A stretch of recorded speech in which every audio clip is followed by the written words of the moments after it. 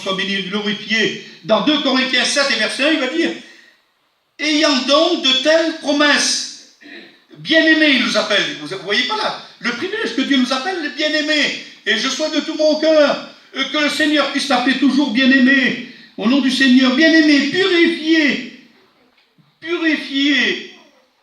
purifions-nous de toute souillure de la chair et de l'esprit, en achevant notre sanctification dans la crainte de Dieu.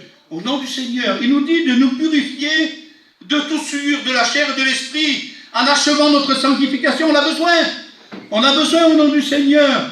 On a été purifié et sanctifié par le sang de Jésus, mais on a besoin de marcher toujours dans cette sanctification, parce qu'il va le dire, en achevant notre sanctification dans la crainte de Dieu.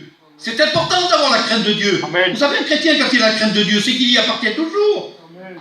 Le plus dangereux, c'est quand quelqu'un a peur de Dieu. Quand quelqu'un a peur de Dieu, alors là, c'est dangereux. Là, parce qu'il est loin du Seigneur. Mais il nous demande d'avoir la crainte. On est obligé d'avoir la crainte.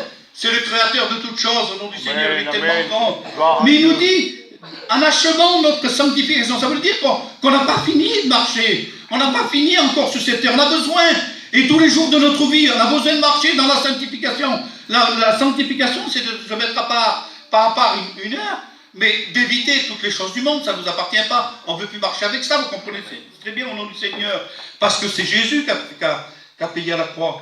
Et puis, un jour, au nom du Seigneur, c'est Abraham. Abraham, la Bible dit qu'il va intercéder. Il va intercéder pour son neveu, pour Lot.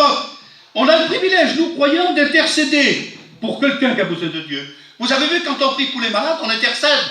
On demande à Jésus d'aller visiter les malades et d'aller le bénir. C'est ça, intercéder pour quelqu'un. Mais Abraham va intercéder auprès de Dieu parce que la ville de Sodome et Gomorrhe, elle était la ville la plus, excusez-moi du mot, la ville la plus vilaine, la plus corrompue.